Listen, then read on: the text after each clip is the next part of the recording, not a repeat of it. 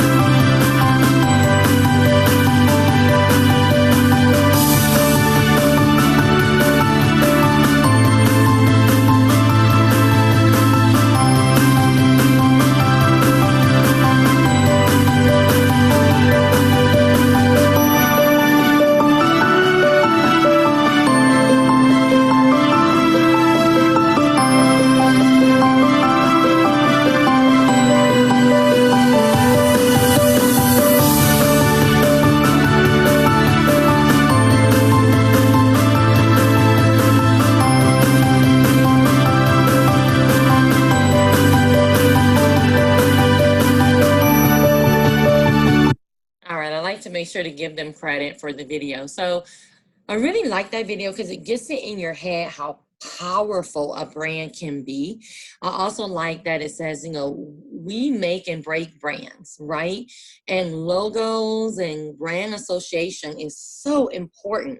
So when you think about, you know, your favorite lotion or your favorite whatever, you know, if you go to the store right now and your favorite lotion has gone up $5, you're going to be arguing all the way to the register, right? With that $5 more lotion, because that's your brand, that's your baby, that's the one you trust. Now, next time you may start looking for a different brand, but at that point, you know, that is what you trust and that's what you're going to use. And that's what we want to think about with our brand is we want to build that trust to where people recognize us and they love us and they trust us just because they see our brand associated with it.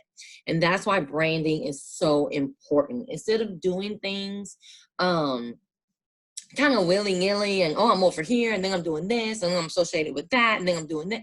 You know, instead of doing that, if you brand, you're pretty much putting all the awesome things that you do under one umbrella. And that's what we want to think about doing. So the first thing we want to think about is who is our consumer? Who are the people that we're trying to reach with our brand? And guys, remember, if you have a question, please put it in the chat box or just stop, unmute yourself and ask your question, okay? So who is our consumer? Who is the person or the people that you're trying to reach? So that may be other educators. If you're branding yourself as an educator, you may be branding yourself in another way. And we're going to talk about that in a second. But if you're branding yourself as an educator, your brand may be geared towards other educators. Educator Alexander is geared towards other educators, right? That is who I deal with. That's who I help. I help educators so they can help their students. You may brand towards your students. You may brand towards your parents, or you may brand towards kind of the educational community as a whole. So you may have a little sprinkle for parents, a little sprinkle for students, and a little sprinkle for other educators. Now, the thing that you can't really say is, hey, I'm going to brand for everybody in the world. You know, you're not Coca-Cola. So let's start small and say, okay, well, who am I concentrating on now? If you try to spread yourself too thin at the beginning and like, hey, I want to hit this group and this group and this group, you can overwhelm yourself. You know, some of your quality is going to go down. So just concentrate on your passion first. Who are you concentrating on? Who is your consumer? Next, why would you start a brand? I have a lot of people that'll say, well, I want a brand because I want to make some extra money, right? And what I usually tell them is, sweetie, there are way easier ways to make extra money. Okay, you can go work at Barnes & Noble like I used to do, or wherever you want to go. There's better and not better, but there's easier ways to make extra money. Branding yourself, starting your own company, starting your own brand, it's a lot of work. It's a lot of work to get it started. It has to be something that you're actually passionate about. So the first thing you want to ask yourself is, what is your passion? Okay, that could be education. It could not be education. But what are you actually passionate about? That's that thing that even if I gave you $1 million today, you would still continue doing it. You may not still do it in the same way, but you're still going to continue to do it. If somebody gave me $1 million right now, I would never drop Educator Alexander. It's my passion. Some of that money is going to go into building it even more. Like that is my passion. This is what I love doing. So you need to ask yourself, what is your passion? Because that is where you want to brand yourself. If you're just kind of lukewarm on something, I've seen a lot of brands go away and fail because people just weren't really passionate about that topic. They thought it's a topic where I can make extra money, or it's a topic that I see a lot of other people doing, so I want to jump in. Don't fool yourself. Do something that you're actually passionate about. And why would you brand? You're going to brand, like I said kind of earlier, you're going to brand to show this is me. This is what I'm doing. This is what I can help you with. This is what I can offer you. I know that Sally is doing the same thing, but you know what? This is what I can offer you. This is how I'm different. So it's to establish your image and control your message. Because you know that as educators, so many people tell us what we do, right? They think they know, they tell us what we do, they tell us our value, they tell us, that kind of thing, but we want to control that message. So the more that we can control it, the better. So I already talked about some of these, so I'm not gonna, sit there and read the list to you, but that's what you want to do. One of the things I like about branding is that you will consistently self-reflect. You're consistently going to say, how can I do this better? Okay, I just did that. Okay, how could that be better? Let me ask some other people what they thought about this. Like, you're constantly going to be self-reflecting to get better and better and better. And I love that, because that's what educators want to do, right? We want to always constantly be better. Even if we're in a school, in an A classroom, well, still, what can we do better? It also helps you connect to new people and a new PLN, that's a professional learning network. So you're going to meet other people, excuse me, whether they're doing the same thing that you're doing or you're helping them out. You're going to meet so many people when you brand yourself, and it's going to really build a nice PLN for you. You're going to have people that you can go to and ask questions and share and get help. But the thing that you want to remember when you start your brand is you don't want to stop learning. And that's another thing that people that build their brand, I see it fail, because they say, well, now I'm a brand, I know everything, blah, blah, blah. And they forget to constantly learn and get better and offer new things, after a while. At the beginning, offer what you can, and then you start learning, you start meeting people, and you can start sharing even more. It also helps with employability. So when I was in a role where I would hire people, I would look for that. When I saw your resume, I would look for, do you have a website? Do you have a blog? What are you doing on social media? What are you doing outside of the norm? What are you doing outside of what people are telling you to do, right? What are you doing outside of getting a paycheck? So I would look for that kind of stuff, and it would make a difference.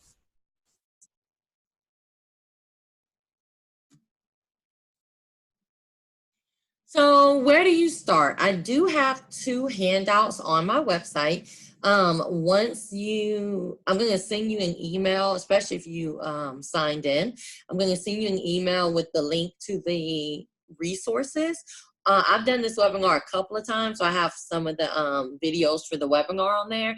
I also have these 2 handouts. So this is a nice little planning template. We're going to talk about all of these things right now. So, and then this is a different planning template. It just depends on how your mind works, if you want more of a circle or a flow chart. But you have access to these 2 things, so definitely you can go use it to help yourself start your brand. So the goal, again, where do you want to be in 5 years, right? We already talked about why the brand, but where do you want to be? Like, what's the purpose of doing this? And when I say, where do you want to be in 5 years, I don't mean like, how we do that as kids, or like, I want to be a pilot and a cheerleader. Well, no, not that. Where do you honestly want to be in 5 years? Once you reach 25 years old, you know that 5 years is nothing, right? You start realizing how fast time really goes. So where do you honestly want to be in 5 years? You may say, well, I just want to stay where I am, but I want to get better. That's fine. But just, where do you want to be in 5 years? If you don't know where you're going, you're not going to get there. So you need to really question yourself of, what is your vision? Okay, where do you want to end up in those 5 years? And then you want to ask, just like I talked about a little bit earlier, is, what is your passion? Where do I want to brand? Is it education? Is it something else? Okay. The communication plan, we're actually going to start that today. Like, this is what we're talking about right now. But one of the things I want you to do when you kind of start thinking about, okay, well, I want to brand myself through education, or I want to brand myself through SPED, or I want to brand myself through crocheting, or whatever it is, how you want to brand yourself. I want you to think about research who is already out there. Who's doing what you're doing? When I started my brand, I wanted to give quality PD, not just PD, right? There's so much crappy PD out there. I wanted to give quality PD and just one-on-one help for teachers, and just help for the teacher to get where they want it to be and to empower teachers. Because my viewpoint is the more we empower teachers, the more they empower students. So that's what I wanted to do. But of course, there's millions and not millions, but millions of people out there doing that, right? I'm not the first one that got up and said I want to do that. So I had to start researching who was out there. And I started connecting with those people, right? So if you see somebody and they have an awesome website, go to them and say, hey, who did that website for you? How do I get a website like that? Start connecting. You're going to meet some awesome people and you're going to meet some not awesome people, okay? The awesome people will tell you, like, hey, this is how I got that done. Oh, connect with this person. This can help you. The not awesome people may say something like, oh, well, my cousin did my website. And you're like, your cousin didn't do that, but that's fine. You don't want to tell me who it was. That's fine, sweetie. And you move on and you know that's not a person you can really connect with. And then you have those oversharers like me who will be like, oh, this is how I did my website, but this is also how I did this. You're like, sweetie, I just want to know about your website. Please leave me alone. So you have different people that you'll connect with, but check around, start connecting with these people who are already out there doing it. One of my mottos is there's enough room out here for everybody, right? If you're really in it, especially with education branding, if you're really in it for the right reasons, I don't care who you get the information from. I just want you to get the information. So if Sarah gives that to you in a better way than I can, then please go connect with Sarah. So start connecting with those people. Again, and remember, if you have a question, to put it in the chat box or just stop and ask. So now we want to think about the mood of our brand. Do we want our brand to be kind of fun? Do we want it to be simplistic? And you can see they have some pictures on the side, like bold and quirky and or earthy and natural. Do we want it to be serious? Do we want it to be playful? Whatever you do, you want to keep it professional.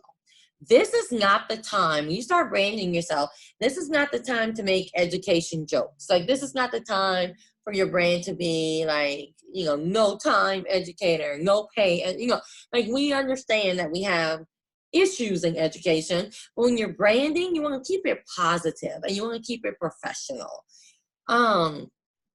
You also want to think about, do you want to use more cartoony images or real life images? So if you look at my icon on the side of this slide, you see that it's more of like a cartoon apple. Well, I could have gone with a real apple and put EA on it, or, you know, like, just what do you want it to portray?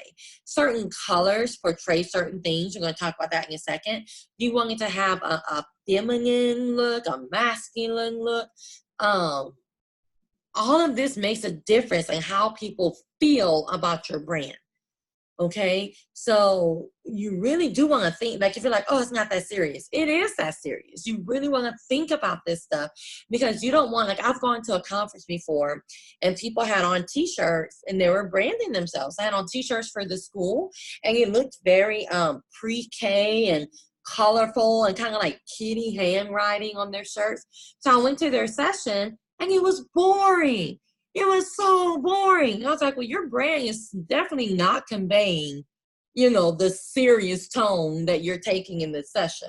So you want to make sure that people are not disappointed by what you're putting out there, and then you flip the script and give them something else. So all of this does make a difference in what mood are you portraying to the people that are going to follow your brand. Then when we talk about the icon that represents your brand, what symbol do you want? So when I first started branding, I did that first question: what represents me? And I love so much stuff, y'all. I love monkeys. I'm from Louisiana. I love LSU, and that's one of my alma maters. So I had like purple and go monkey in the Superman sign, because I like Superman. So I mean, I had all kinds of stuff, and it was a hot mess. It was a hot mess, y'all. So I looked at, I was like, I don't know how to make this better, until I kind of flipped the script, and I didn't ask myself the first question, but I asked myself the second question: what represents what I'm trying to accomplish. Not really representing me, myself, my personal self, but what represents what I'm trying to get done. And my big thing was education, educators, professional development, and what is a more classic symbol for education than the apple? Okay, do I necessarily love apples? Not really. I mean, they're awesome, I guess. But that is the classic education symbol. So that's what I went with, was the apple. Now you see that I still kind of have my purple and gold. It's a muted gold. It's kind of a tan, but I still have my purple in there because I love purple. I still have kind of my purple and goldish kind of. So I kind of, still have to keep some stuff, but what represents what you're actually trying to do? We already talked about drawing a cartoon or reel, and always keep it positive. And then you want to think about, what is the name of your brand? So a little back in the day when educational branding first became a popular thing, the what do I want to say? The norm was to have this outlandish name. So you would be Purple Hat Librarian, and everywhere you went, you would have a purple hat, and in your picture, you have a purple hat. It was kind of the norm to just have these kind of outlandish names. Nowadays, honestly, the trend has shifted to you using your name as your brand. So you'll see people that go, hey, my brand is Desiree Alexander. That's my brand. So whatever the inventor's name, whatever your name is, that's kind of the trend, to just use your name as the brand. Personally, I wanted to keep Desiree Alexander as personal. Like, I wanted that to be my name, if that makes sense. And I wanted to have just a kind of another entity for my brand. And I've done so much stuff, guys. I've been a classroom teacher. I've been a librarian. I've worked in the public library. I've done administration. So, and I knew what I wanted to do for professional development was not just technology. I knew I wanted to do classroom management. I wanted to do educational leadership. So I was trying to find something where I wouldn't pigeonhole myself. So you want to think about that. Now, if you're going to do technology and that's all you ever want to do and you don't think you're ever going to change, then put ed tech, whatever, right? But I knew that I wanted to do different things. So that's where Educator Alexander came up. I knew I would always be in education, right? I knew that was my passion. So I knew I'm not about to brand myself for art or anything like that. You don't want to see my stick people. You just don't. So I knew it would always be in education. So that's where Educator Alexander came up for my brand. So you can either use the founder's name, like Hewlett Packard, or two people that came together. So you have Hewlett and Packard. Describe what you're going to do, like Southwest Airlines. What do? They fly Southwest. Describing experience or image. So what does Sprint want you to think that they do? That they're fast, that they're Sprint, right? You can take a word out of context, like Apple completely stole the fruit, right? So now when you say Apple, you don't know if people are talking about the fruit or the, iPhone or the Mac. You can make up a word like Google, even though somebody told me that Google is a word, that it meant something or Google something. I don't know, look it up. But you can make up a word like Google and just say, hey, this is what my company is Swish Wash. Yep, that's my company, and that's what it's going to be. Whatever you do for your name, though, guys, and this is super, super serious. So whatever you do for your name, please check the URL. So put in www.educatoralexander.com, www.educatoralexander.org, www.educatoralexander.edu. Check the URL. Also misspell it. So Educator Alexander, I don't know how you would, well, maybe educator with an E, Educater Alexander. So misspell it, check the different ways that people may misspell it, and then see what's out there. You also want to check all social media that you can think of. Even if you don't want to be on Periscope, check Periscope, check LinkedIn, check Instagram, check Snapchat, check Twitter, check Facebook, check all, what's the one with your pin stuff? Pinterest. Check all the social media you can think of to see, is anyone out there using that name? Because if they are, you need to change your name. You don't want to be confused with the porn star right, that has that same name. You just don't want that to happen. So you need to check what's already out there. If your name's already taken, you have to choose something else. You're just gonna have to. If they misspell it and you see it come up, well, they may the person that you're giving it to may misspell it. So you want to choose something else. So just, I never forget, I did this session. I do it in person a lot too. And the person came up to me kind of in tears at the end. And she had a nice name, but there was, like she said, as soon as you said it, I've started looking it up, and there's like 5 other people all across the world with this name. And I think it was like Grace Ministries, and she said, I have to change it, but she already paid somebody $300 for a logo. She already had her business cards. So guys, you have to check this stuff before you get started to make sure nobody else is out there with that name. I actually federally trademarked my name when I made it become a company. I made Educator Alexander was first a brand, and then I made it an LLC, and I trademarked my name because Alexander is such a common name, right? So I don't want another Educator Alexander to pop up and take my name, and I don't know what kind of quality or anything like that. So now I can, tell people you can't use that name. And the federal government will tell them you can't use that name. So you just want to think about that kind of stuff. And if you want to get into like creating an LLC and creating like federally trademarking your name and stuff like that, definitely get with me. I have advice for you for building a business too. So now all of this goes into building your business, but when you get to the actual business side, like creating a bank account and LLC and all that kind of stuff, you really don't need to do that until you start making money. Okay, I'm just gonna be completely, now you can do it now. There's really, if you're just getting started, there's really no need to. But once you start making money, you do want to separate that money. You want your business to be in business accounts and your personal money to be in personal. And that way, if somebody would sue you, they cannot go after your personal. They can only go after your business. So you want to, we can talk more about that, but you want to think about that. So there's so much. I know I'm talking fast. I get so excited. Okay, colors. So when you're thinking about the color for your brand, colors do mean different things. Okay, so definitely keep that in mind.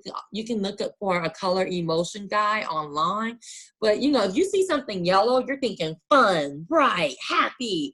If you see something red, you're thinking, ooh, serious, like passionate. That's a power color. You see purple, you're thinking like giggly and royal and creative. Oh, it actually says that on the screen. That's so funny. So creative. Pink is very passive, feminine, one of the love colors. Now red is a love color, but red is more of a passion, and pink is more of a lovey-dovey. Orange is one of those weird colors. That's why we like orange, right? Orange it's just different. You think of energy, think of like, it's almost like a stepchild of yellow. It's like, oh, it's different. Green is more earthy. You can also think of money. And then blue is always, it's like red. Blue and red are your power colors. So blue is more of that trustworthy color. It's still a power color, but it's more of that that peaceful power color. So, and of course there's other colors, but you want to, and if you look at, I like the color emotion guide because it puts the colors in the brands with it. So you can kind of see, Animal Planet is green. Well, yeah, duh, right? So stuff like that. So you can look at this. One of the things you want to think of too is what color makes sense with your symbol. So when I was doing an apple, well, of course, red, apples are red, unless you're thinking about a green apple, and that's why I have some green on there too. But think about what makes sense. Even though I love purple, if I had a purple apple and my name is Educator Alexander, what sense does that make? Where did the purple apple come from, right? If you have a lion and the lion is red, like why is your lion red? Unless your name is Red Lion, then that makes sense. But if not, why in the world is the lion red? So think about what color makes sense with your symbol. Also, when you start buying stuff, like when you start buying clothing, not really business cards and things like that, but when you start buying clothing with your label on it, or like a handbag or something like that, sometimes if you have multiple colors, you have to pay more. So think about that. If you look at my logo again, you would think, oh, okay, I see like 3 colors. I see red, I see green, I see purple, but there's actually 5 colors. And I didn't realize that when I got it made. Well, actually I made it and then got it better, but we'll talk about that. So I see green, I see tan, I see purple, I see red, and then you have white. That little white glare on it, some people will charge you for that. So just think about that and all the colors you're doing. But most of the time, if you go and get something made, you can actually tell them to just put it in one color. So not that big of a deal, but do think about it. And then you want to think about a tagline. So every brand should have a tagline. Your tagline should not be more than 10 words. Honestly, 10 words is a little much. But what the tagline does, and I'm not going to read these questions to you, you have the video, and actually you have a copy of this PowerPoint on the website. So just keep that in mind. I'm sorry if somebody's ferociously taking notes. I should have told you that in the beginning. But you do have a copy of this PowerPoint on the website. So you want to think about the tagline is going to tell people, what are you about? Especially if your name doesn't tell me what you do. So like Educator Alexander tells you I do something in education. I don't know what you do, but I know you do something with education. If my brand was Desiree Alexander, you really wouldn't know anything about what I do, right? So that's where my tagline will become really, really important. So my tagline for Educator Alexander is together we can, together we will. So that's kind of telling you that I'm all about educators working together. We can do it and we will do it, right? So think about what you want your tagline to be. It should tell me why your brand exists, what's the point. So think about that, and it should be short. Okay, I have 10 words or less, and really try not to even get up to 10 words. It should be short, something that people can remember. And you can think about some of the taglines for like Coke and McDonald's and Have It Your Way for Burger King, you know, all that kind of stuff. Those are taglines. So then what you want to do is you want to put all this stuff together and create a logo. The logo is the visual representation of your brand. If you see EA and that apple, hopefully you will know Educator Alexander is somewhere in the house, right? Even if I don't have Educator Alexander on it, which we'll talk about in a second, you want to have that brand be your recognition. I mean, that logo, sorry, be your recognition. So what that means for you is you don't want to redo the logo a whole bunch. You're going to lose people, right? So before you do this brand, you want to really think about all this stuff that I've told you so you can love your logo before you put it out there. Because if you're changing your logo every couple of months, you're going to lose me, because I'm not going to be able to learn and love your logo because you're changing it too much.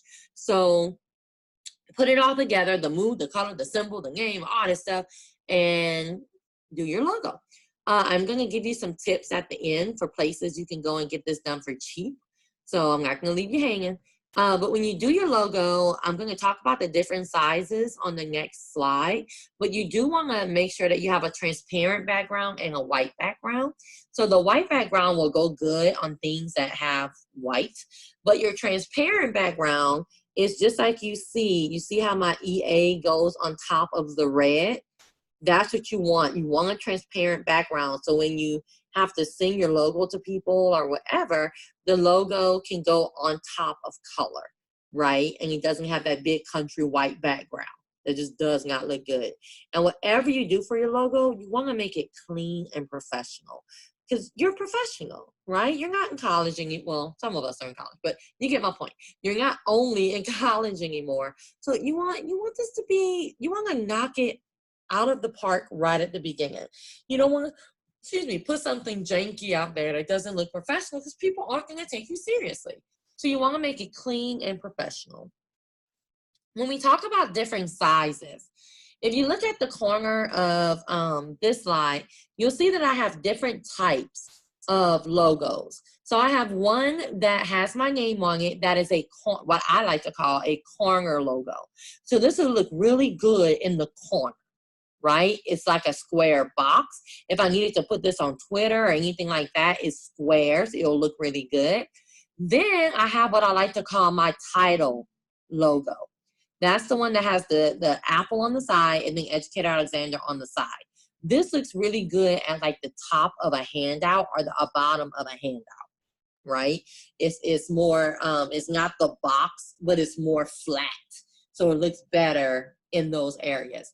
And then I have a logo with no name on it. That's important because if your name is already on the flyer, let's say, then you don't need Educator Alexander on your logo as well. Because then you'll have your name 50,000 times on this flyer, and you don't want that.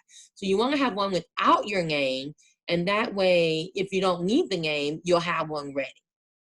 One of the things, and then I have one that's on the background that somebody made for me. The one thing that I regret, to be completely honest with you, that I did not do on my logo, and I just never went back to pay for it, is put my website. So I would like to have Educator Alexander and then right under it, www.educatoralexander.com. Okay, I would like to have that on my logo. Usually what I do, if I go and get it printed on something, I add that. I add it in green, because you see that the Educator Alexander's in purple, like the EA, and then I take the green from the leaf and I put www.educator. So I wouldn't have to do that if it was already on my logo. So that's one of the things I do regret. And then social media. So you have to get social media accounts. Even if you are personally against social media, your brand has to have social media. You have to meet people where they are. Okay, you just have to. So you're going to have to get social media. If you're not a big social media fan, at least get a Facebook, Twitter, and Instagram. Okay, those are the kind of three most popular ones that people are on. So, and I love this little social media explained. It's so funny to me. But so Facebook, Twitter, and Instagram are the three you definitely have to have. But a couple of things with social media. Number one, every social media that you hear about, because there's like one opening up every day, right? So every social media that you hear about, you want to go and get your name. So even if you're never going to use Pinterest, go and get your account with your name on Pinterest. Even if you're never going to use Snapchat, go and get your name on Snapchat. So anytime I hear the kiddos start talking about, oh, this social media, I log in, and I get Educator Alexander. Go claim your name is what I call it. Okay? So every social media account that you can think of, even if you're never going to use it, go and claim your name. Also, you need to have a brand account, not your personal account. Okay, Desiree Alexander, the only personal account I have is Facebook. I'm still in like 2003 with my personal account. But with my brand account, I have a Facebook, a Twitter, Instagram, a LinkedIn, like everything I can think of, right? So you need to open up a different account. Do not use your personal account as your brand account. You need a separate account. Now, places like Facebook, they'll let you manage it all from one account, but the accounts are different. So you want to open up brand accounts. And when you're on social media, please stick to your topic. What I mean by that is people follow Educator Alexander for educational reasons. They don't follow it to hear my political affiliations. They don't follow it to hear if I like The Walking Dead this week. Like, keep your brand account for your brand account and keep your personal account for your personal account. Okay? So just, excuse me, make sure that you keep that separate. Even when, I always like to say, Educator Alexander doesn't have a race, a gender, a sexual preference, a religion. Educator Alexander is just a big blob of nothing. Okay? Because she's all about, I say she, but it is all about education. That's it. Okay? So even if something happens that's terrible in the world, Desiree Alexander is going to say, pray for France. Educator Alexander is just going to be silent during that time. Now, it's not going to be rude and start giving Google tips when something's happening that, that's horrible in the world, but it's just going to remain silent. Where Desiree Alexander can go and put whatever she wants to, about what's happening in the world. So hopefully that makes sense. Remember, guys, put your questions in the chat or stop and unmute yourself and ask. We have no questions so far. I don't know if that's a good or bad thing. Website versus a blog or both. So I do suggest that you have at least a website. something that people can go to see more information about yourself. Blogs are a little bit different. If you're going to have a blog, you need to have a steady way of adding to that blog. So if you're going to have a blog, you need to say, I'm going to post once a week. I'm going to post once a month.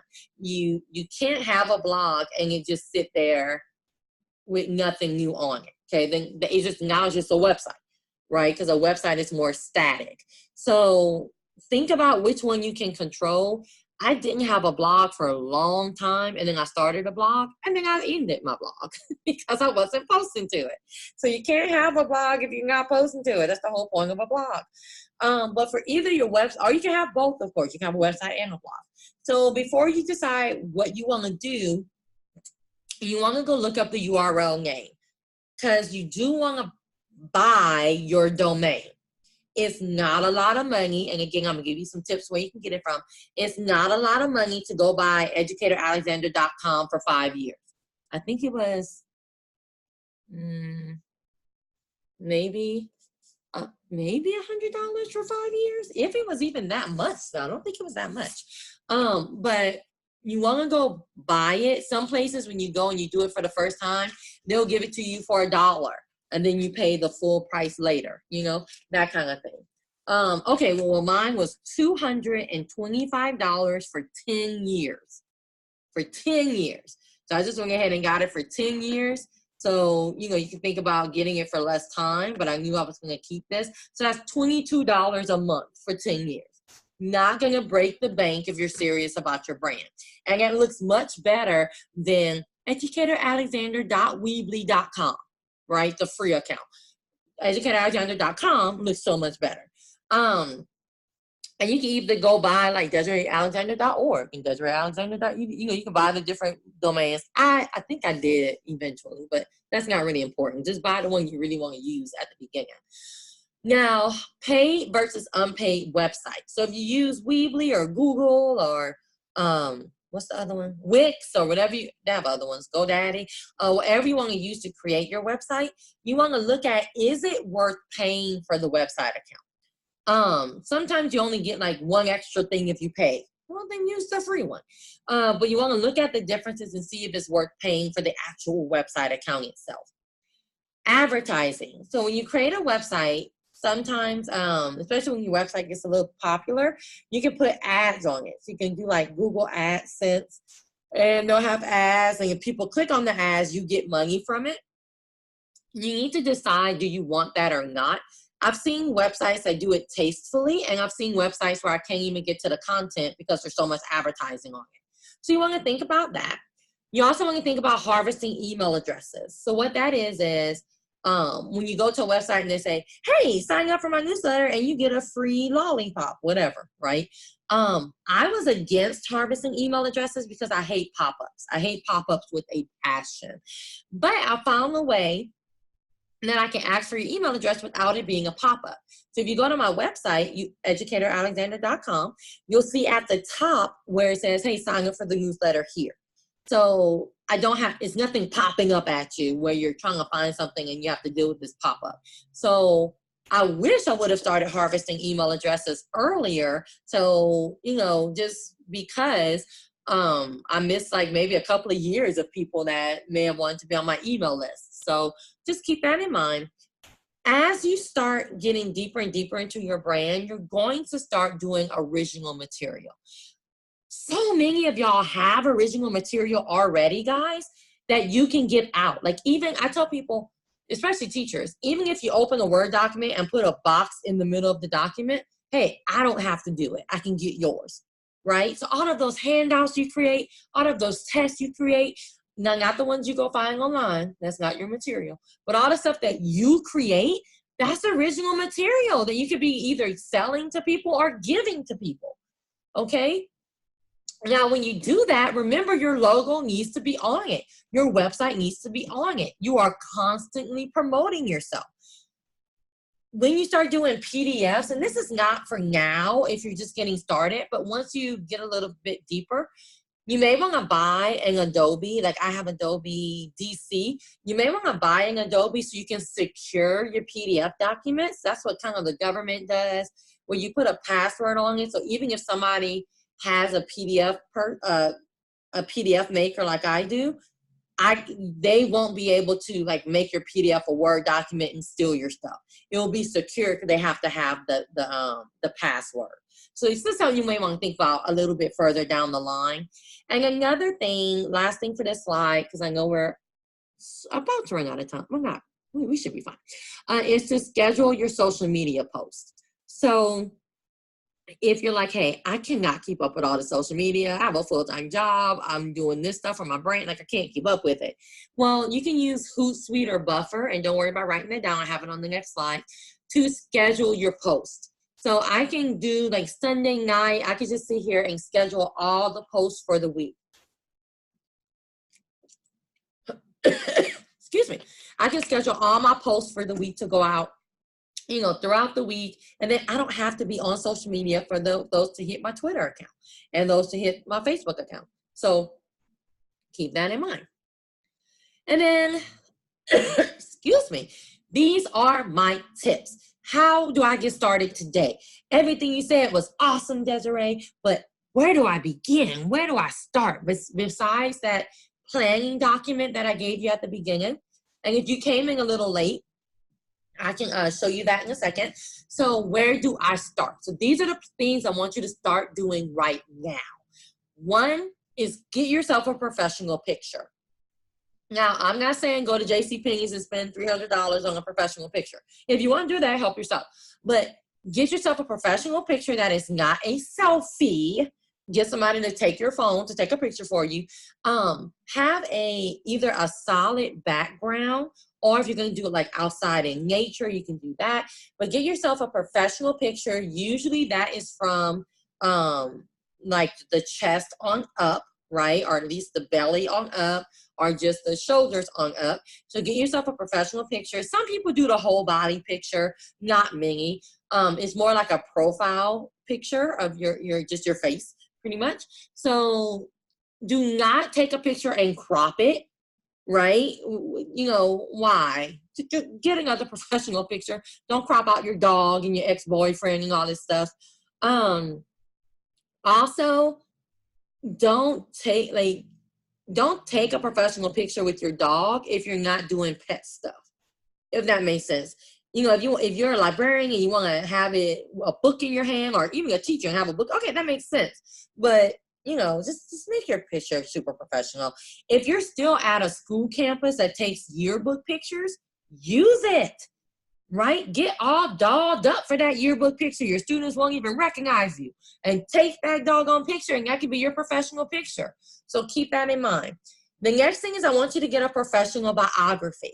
Now, your bio, if it's a professional bio, it doesn't have the word I in it. It says, Desiree Alexander is blah, blah, blah. She, blah, blah, blah, blah, blah. She, blah, blah, blah, blah, blah. So write yourself a professional bio using your name and he or she or whatever your pronoun is. And that is your professional bio. Put it in a Word document and save it, or put it in a Google Doc and save it, or whatever.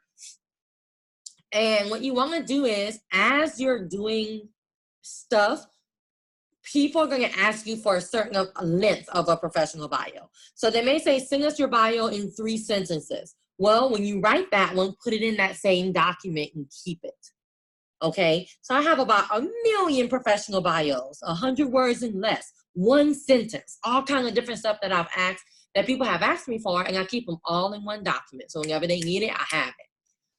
Next thing, as you are presenting, even if you're presenting at your school, type up a professional description for your presentations. So each presentation that you do, make up a nice little jazzy title and do a description, even if nobody's asking for it.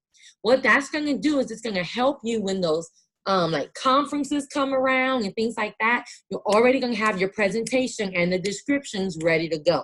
Again, keep them in a Word document, keep them in a Google Doc. Keep your resume updated. Some people don't want a bio, they'll ask you for your resume. So keeping a resume updated doesn't mean that you want to leave your job, even though you probably do. It just means that you're keeping your your resume updated. So keep it updated. So when somebody asks you for it, you can send it to them right off the bat. Okay. As you're doing stuff, have some type of evaluation. So I'm going to ask you in a second to go to my website and leave a comment on my website. That's the evaluation, and it helps other people know, does she do a good job? Okay, so have some, even if you have a handwritten evaluation and you take it and put it somewhere on your website or something like that, that's fine. But have some type of evaluation where you can get feedback from other people. It not only helps you promote yourself, but it also helps you change. So if somebody's like, hey, I didn't like this, then you can go, hey, do I want to take that or not into consideration? Put your logo on everything. You're constantly promoting yourself. Your logo and website, and lead people to your website.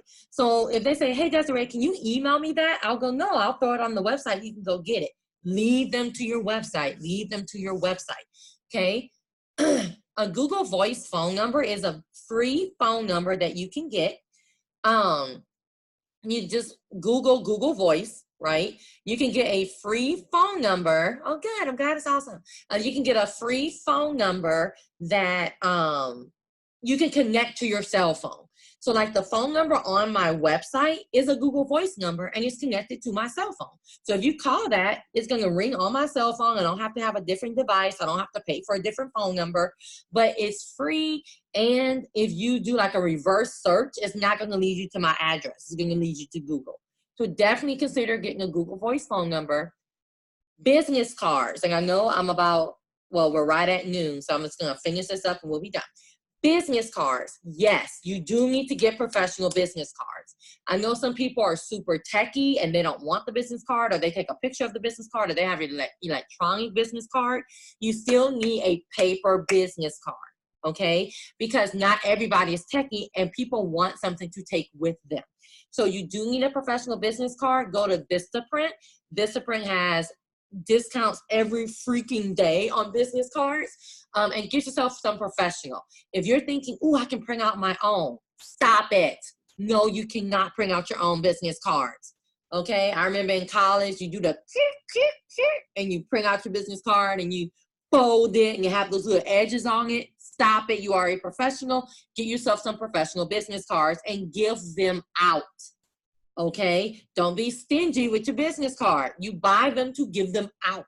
So give them out. All right. So some places to get some of these tools, Vistaprint is really, really good with anything that you need to print. They always have discounts. They also will help you design for $5. So you can send them $5 and say, hey, design my business card, and they'll help you do that. Fiverr is my secret weapon. Fiverr used to be $5, now it's $7. You have like a $2 service fee for some odd reason, but so it's $7. But what Fiverr does is it has people around the world who offer you their services. So anytime I need a flyer, I have a flyer. Oh my goodness, I have a flyer guy who does all my flyers for me, and he does it for $7. He sends it to me in about 2 days and I have my flyer. So Fiverr is the way. If you look at my social media pictures, not my personal picture, but my you know, the picture at the top, the header, Fiverr did all those for me. Okay, they do all that kind of stuff. So definitely check it out. Hootsuite and Buffer. And Fiverr, if you want a code, I think I can get you a free gig is what they call it. So just shoot me an email. I'm gonna type in the chat box right now. Sorry for that. So Educator Alexander at gmail.com. So shoot me an email and I can send you a free gig for Fiverr. You can just get something for free. Hootsuite and Buffer are your ways to schedule social media posts. For Imprint is good, especially when you get a little bit deeper into if you start a business or start making money. For Imprint is a place where you can get like those pull-up signs, a tablecloth, stuff like that. So that's for a little bit further. Sticker U, and there's another Sticker Mule and Sticker U are places to get stickers made for your logo.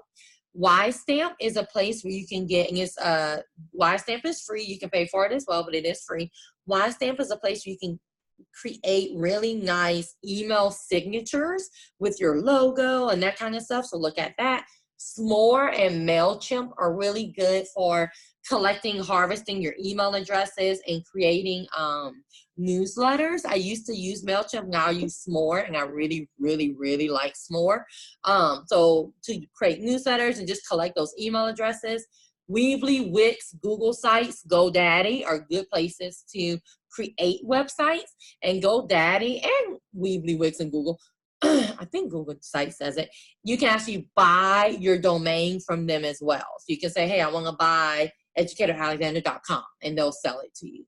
So these are the things, guys, that you can do right now. Like you can start doing, even if you're like, I need to think about the logo and the mood and the color, you can start doing this stuff right now to start getting your brand together.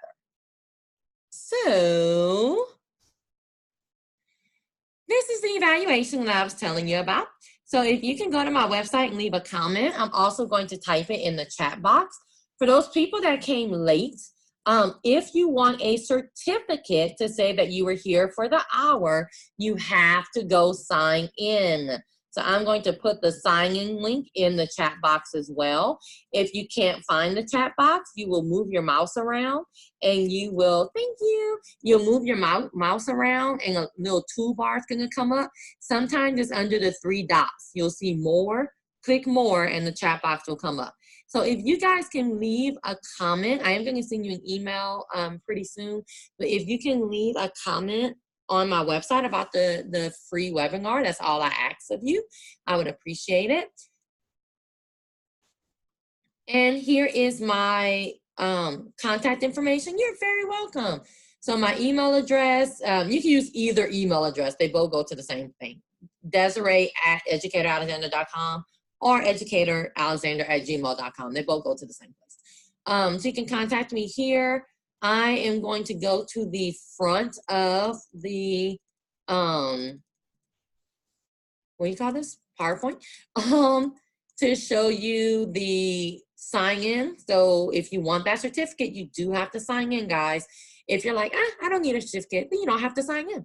So we are done with the webinar. 5 minutes behind, but we started 5 minutes late, so that makes sense.